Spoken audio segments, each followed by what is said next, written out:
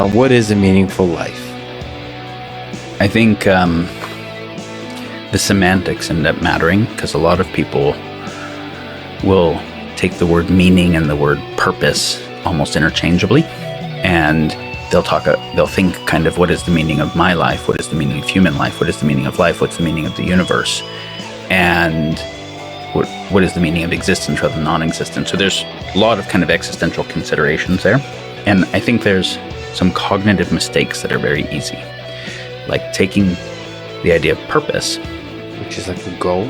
which is a utilitarian concept. The purpose of one thing is defined in relationship to other things that have assumed value.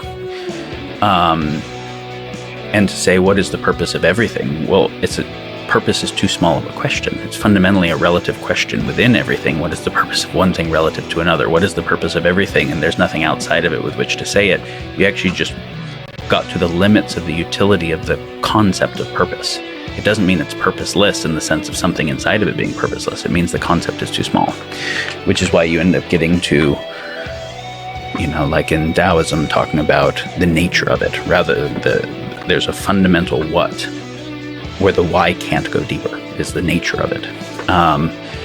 But I'm going to try to speak to a much simpler part, which is when people think about what is a meaningful human life. And kind of if we were to optimize for something at the level of individual life, but also how does optimizing for this at the level of the individual life lead to the best society for insofar as people living that way affects others and long-term, the world as a whole? And how would we then make a civilization that was trying to think about these things?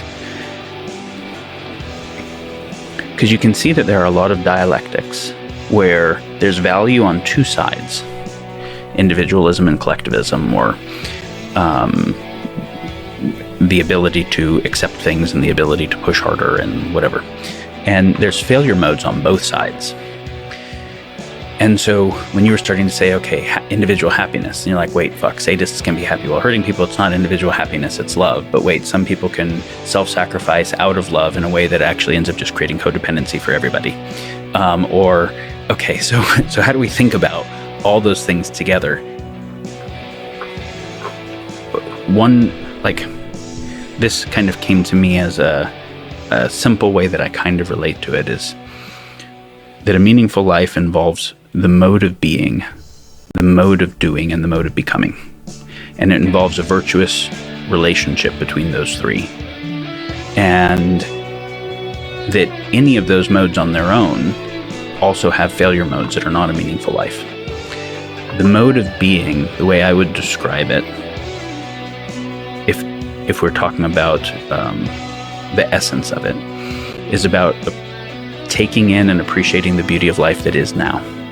It's a mode that is in the moment and that is largely about being with what is. It's fundamentally grounded in the nature of experience and the meaningfulness of experience. The prima facie meaningfulness of when I'm having this experience, I'm not actually asking what the meaning of life is. I'm actually full of it. I'm full of experiencing it. The momentary experience. Yes. So, taking in the beauty of life.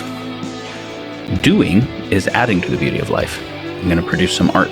I'm going to produce some technology that will make life easier, more beautiful for somebody else. I'm going to do some science that will end up leading to better insights or other people's ability to appreciate the beauty of life more because they understand more about it, or whatever it is. Or protect it, right? I'm going to protect it in some way. But that's adding to or being in service of the beauty of life through our doing. And becoming is getting better at both of those.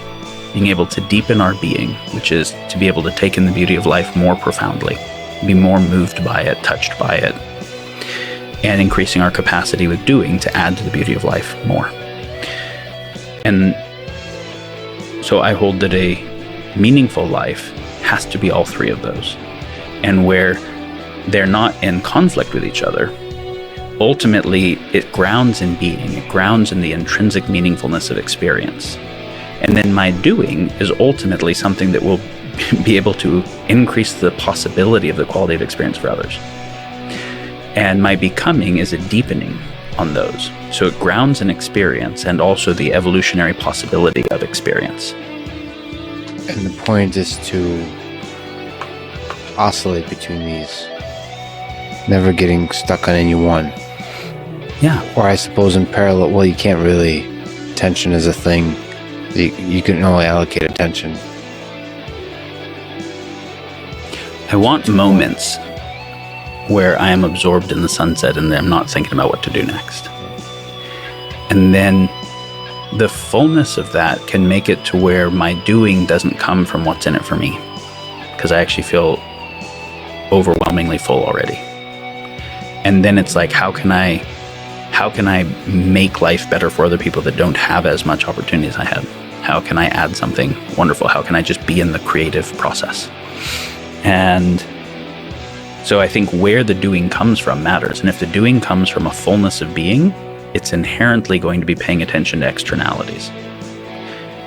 Or it's more oriented to do that than if it comes from some emptiness that is trying to get full in some way, that is willing to cause sacrifices other places, and where a chunk of its attention is internally focused. And so when Buddha said desire is the cause of all suffering, then later the vow of the Bodhisattva, which was to show up for all sentient beings in the universe forever, is a pretty intense thing like desire. I would say there's a kind of desire, if we think of desire as a basis for movement, like a flow or a gradient, there's a kind of desire that comes from something missing inside, seeking fulfillment of that in the world. That ends up being the cause of actions that perpetuate suffering. But there's also not just non-desire, there's a kind of desire that comes from feeling full at the beauty of life and wanting to add to it, that is a flow this direction.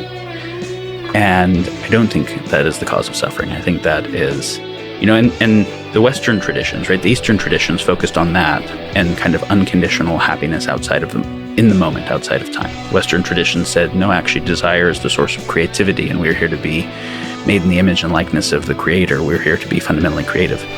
But creating from where?